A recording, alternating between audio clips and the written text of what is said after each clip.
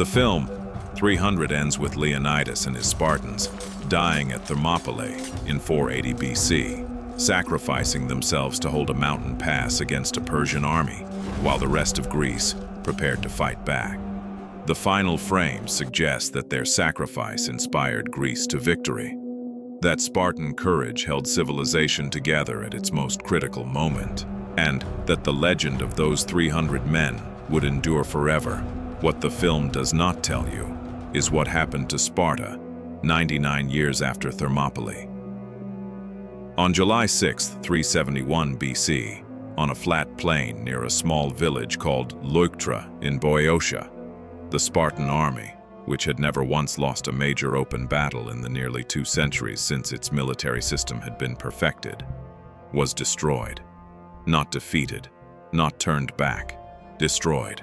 700 full Spartan citizens fought at Leuctra. 400 of them died in the space of a single afternoon, including the king. The force that killed them was led by a philosopher. His name was Epaminondas. He had been educated by a Pythagorean mathematician named Lysis, who had lived in his house until his death. He practiced music. He had strict moral principles that contemporaries described as unusual, even by the standards of the ancient world. He was genuinely poor. Later sources say he had nothing to leave his family when he died except his reputation. He had never held military command before he started winning. He was also, on the evidence of what he did at Leuctra, one of the most tactically brilliant military minds in the history of the ancient world. And what he invented that afternoon changed how all future armies, including Alexander the Great's, including Julius Caesar's, including Napoleon's, would think about what a battle was supposed to look like. Hollywood has never made a film about the Battle of Leuctra. This video is going to explain why that is the wrong decision and what actually happened. To understand Leuctra, you need to understand the tactical problem that had made Sparta effectively invincible for 2 centuries. The standard Greek military formation was the phalanx, a block of heavily armored infantry called hoplites, standing shoulder to shoulder, shields overlapping, spears extended forward. In a phalanx versus phalanx engagement, the outcome was determined by the depth and weight of the formation. The side with more men pushing from behind generally won. The Spartans had 2 advantages that no other Greek city-state could match. Their men trained full-time for decades, giving them a physical and psychological toughness that part-time citizen soldiers could not replicate. And by convention, the best troops in any phalanx stood on the right flank, the position of honor, which meant that in virtually every battle, the Spartan elite met the opposing army's weakest left flank, crushed it, and then swung around to destroy everything else. 2 centuries of Greek warfare had been conducted around this convention. Everyone knew the Spartans put their best men on the right. Everyone tried to match the Spartan right with their own best men and failed, because no city-state had full-time professional soldiers in the same numbers Sparta did. The Spartan system produced military outcomes so consistently favorable that the idea of defeating them in open battle had become, in most Greek minds, essentially impossible. Epaminondas decided to attack the convention itself rather than the army. He looked at the problem geometrically. The Spartan right was unbeatable. The solution was not to put better soldiers against the Spartan right. Thebes did not have better soldiers in sufficient quantity, but to defeat the Spartan right so quickly and so completely that the rest of the battle was already decided before the remaining Spartan forces understood what had happened. He concentrated his elite troops on his left flank, not 12 men deep, as the convention specified, but 50 men deep, a column of enormous weight and momentum aimed directly at the Spartan right. At the tip of this column, he placed the sacred band. The sacred band was the Theban answer to the Spartan professional soldier problem, and it had a specific origin that ancient sources document in detail. Theban general Gorgidas had created a corps of 300 elite warriors, organized as 150 pairs of male lovers. The theoretical basis, explained by the historian Plutarch, was that men would fight harder beside the people they loved than beside strangers, that the bonds of intimate partnership would produce a unit whose members would rather die than appear cowardly before the person they loved most. The sacred band trained constantly. They were paid professionals in a world of part-time citizen soldiers. And at Leuctra, they were placed at the front of a column, 50 men deep, aimed at the Spartan king. Subscribe to Erased from History now, because what Epaminondas did next is the tactical innovation that Alexander the Great would personally study and use to conquer half the known world. And almost nobody who watched that 300 movie knows it exists. On the morning of July 6, 371 BC, both armies formed up on the plain. The Spartans had approximately 10,000 infantry and 1,000 cavalry. The Theban-led force had approximately 7,000 infantry and 700 cavalry. The Spartans were outnumbered only in cavalry, but cavalry, in Greek warfare of this period, was still secondary to infantry. In every other relevant measure, the Spartans looked like the likely winners. Epaminondas did something the Spartans had never seen before. He arranged his forces obliquely. His powerful left flank advanced toward the Spartan right, while his weaker center and right deliberately hung back, refusing to engage. This meant that the battle would not be fought along a line where superior Spartan numbers could apply pressure across the whole field. It would be a concentrated hammer blow at one specific point. He also put his cavalry in front of his infantry rather than on the flanks. Another deviation from convention. The Spartan cavalry, notoriously the weakest element of their forces, was quickly overwhelmed by the better Theban horse. As the Spartan cavalry broke and fled, they ran directly back into their own infantry lines, creating a gap and disorganizing the formation at precisely the moment the sacred band hit. King Cleombrotus, who was standing in the position of honor with the Spartan elite on the right flank, found himself simultaneously trying to reorganize cavalry disruption on one side and absorb a column of 300 professional warriors, 50 men deep, charging directly at him. He was killed. His royal guard was killed. The best soldiers in Greece, the men produced by the Agoge, by a childhood of starvation and cold and ritualized violence, by decades of training that began at 7 and never fully ended, were broken in an afternoon by a philosopher who had invented a new way to think about space and weight and momentum. The remaining Spartan forces, 9,000 men who had not yet engaged, asked for a truce to remove their dead and wounded. Epaminondas granted it. The battle lasted approximately 1 hour. Of the 700 full Spartan citizens who had fought, 400 were dead. Among the dead were the king and most of his elite guard. The news reached Sparta while the population was attending public celebrations. The Spartan authorities, in what ancient sources describe as one of the most stoic official responses in Greek history, simply announced that the city had suffered a great defeat.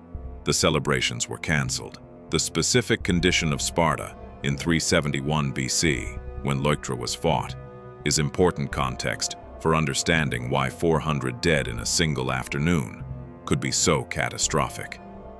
Sparta's citizen population had been declining for generations before Leuctra, a process historians call oliganthropia, shortage of men. The Agoge and the demands of constant military service meant that Spartan citizens were frequently away from home, reducing the rate of family formation. Wars produced casualties that the population could not easily replace, because only the children of full Spartan citizens could enter the Agoge and become citizens themselves. The children of Helots and Perioikoi, the two lower classes of the Spartan social system, were permanently excluded. By 371 BC, ancient sources suggest that the number of full Spartan citizen males of fighting age had declined from a high of perhaps 8,000 or 9,000 in the early 5th century to somewhere around 2,000 or fewer. Of those, approximately 700 fought at Leuctra. The loss of 400 of them in a single afternoon represented roughly 20% of the entire remaining citizen military population of Sparta. gone in an afternoon. No population with those numbers, losing at that rate, could replace the losses fast enough to maintain a military system that required lifelong professional training from age 7. Leuctra did not merely defeat Sparta. It eliminated a proportion of Sparta's professional military class so large that the mathematical foundation of the entire system became unworkable. The consequences of Leuctra were immediate and structural, in ways that went far beyond the casualties on the battlefield. For 2 centuries, the underlying source of Spartan power had not been military strength alone. It had been the belief that Sparta was militarily unbeatable. Allies stayed loyal to Sparta, partly from genuine connection and partly from calculation that Sparta would always be on the winning side. Subject populations, including most importantly the Helots, whose forced labor fed the entire Spartan system, stayed in line, partly from Spartan brutality and partly from the understanding that any rebellion would eventually be crushed by the greatest military force in Greece. Leuctra destroyed that belief in an afternoon. The city, whose professional soldiers had trained their entire lives to be unbeatable in open battle, had been beaten in open battle by a column of 300 men, organized as pairs of lovers, led by a man who played music and had nothing to leave his children. The allies, who had maintained the Spartan alliance from calculation, immediately began recalculating. The Helots, who had watched Spartan soldiers die by the hundreds on a summer afternoon in 371, understood that the invincibility that had kept them in check was gone. Epaminondas invaded the Peloponnese the following year and freed Messenia, the region where the Helots who worked Spartan land had lived as a captive population for centuries. He helped the freed Messenians build a new capital city on the slopes of Mount Ithome. Sparta lost its grain supply, its slave labor force, and its strategic buffer zone in the same campaign season that it had lost its undefeated military reputation. The thing that had made Sparta Sparta, the military system built on Helot labor, maintained by constant intimidation and enforced by the Cryptaea, was structurally dependent on an invincibility that no longer existed. In 362 BC, at the Battle of Mantinea, Epaminondas defeated Sparta again. He was killed at Mantinea, struck by a spear during the fighting, and died on the battlefield. When he died, he was told that the spear could only be safely removed by pulling out the head, which would cause his death to accelerate. He asked whether his shield was still in Theban hands. When told it was, he had the spear removed. His last words, according to the historian Diodorus Siculus, concerned the victory he had won and whether Thebes was safe. Without Epaminondas, Theban power collapsed quickly. He had been the system.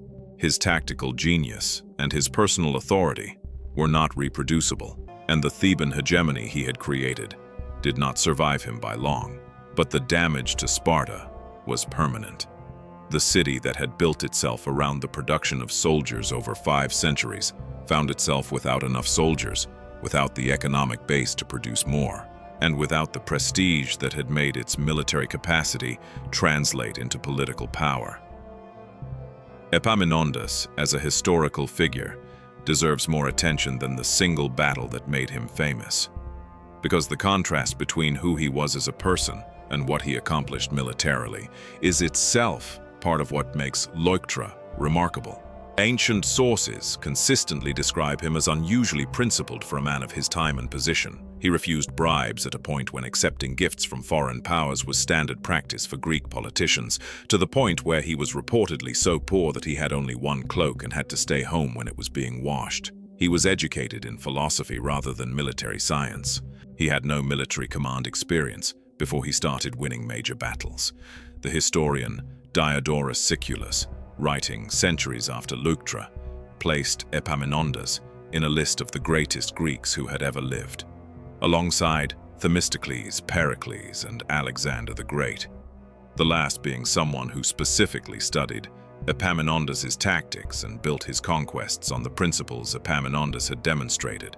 The Britannica assessment of his work describes the oblique attack he invented at Leuctra as a major departure from Greek military convention that had consequences across the entire subsequent history of Western warfare.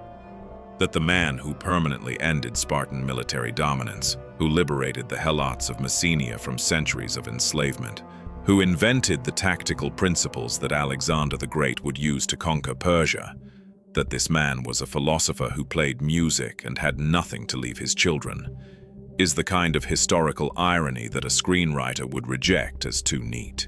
Aristotle, writing a generation after Leuctra, observed that Sparta was destroyed because of shortage of manpower. He meant not that they lacked warm bodies, they had always controlled a large subject population, but that the specific class of full Spartan citizens, the homoioi who underwent the agage and served as the professional core of the army, had been too small a population relative to the burden placed on it. Decades of warfare had killed enough of them that the system was already under demographic stress before Leuctra. Leuctra killed 400 in a single afternoon. The 15-year-old who learned tactics by studying Epaminondas at Leuctra was Philip of Macedon, who had been sent to Thebes as a hostage and watched Epaminondas operate. Philip took the oblique attack. The concentrated force aimed at one point, the rest of the line held back, and developed it further. His son, Alexander the Great, used versions of the same principle at Gaugamela, at Issus, at the Hydaspes, in the campaigns that carried him from Macedonia to the edge of India. The tactical revolution that ended Spartan power at Leuctra became the foundation of the conquests that created the Hellenistic world. The sacred band's own end came 13 years after Leuctra at the Battle of Chaeronea in 338 BC, when Philip of Macedon and his 18-year-old son, Alexander, defeated the combined forces of Athens and Thebes. The sacred band fought to the last man rather than surrender or flee. According to Plutarch, when Philip of Macedon walked the battlefield after the victory and found the sacred bands dead, all 300 of them in formation, none having retreated, none having turned their backs, he wept.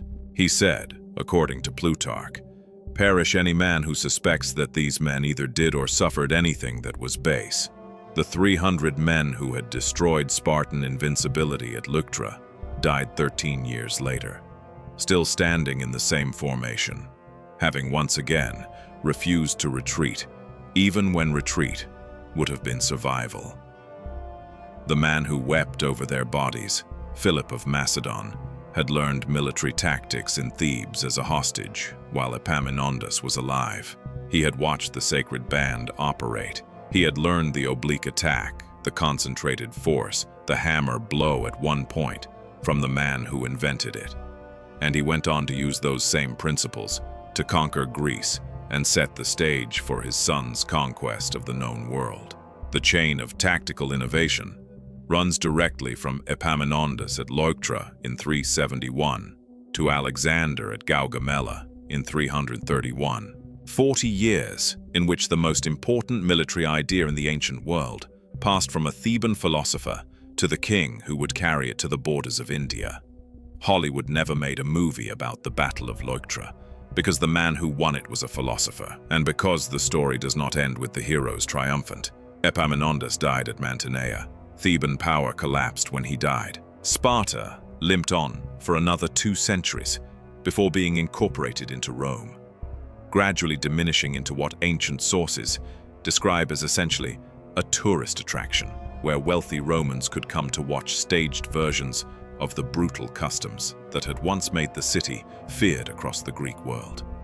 The 300 Spartans at Thermopylae died beautifully, in a losing cause for a story that was easy to tell. The 300 men of the sacred band, 1, destroyed a civilization and enabled the conquest of the Persian Empire, but only by figuring out that the battle was really a geometry problem, which is harder to put in a poster. That is the history they didn't make a movie about. If you want the history that Hollywood erased, subscribe to Erased from History, because next week we go somewhere even darker.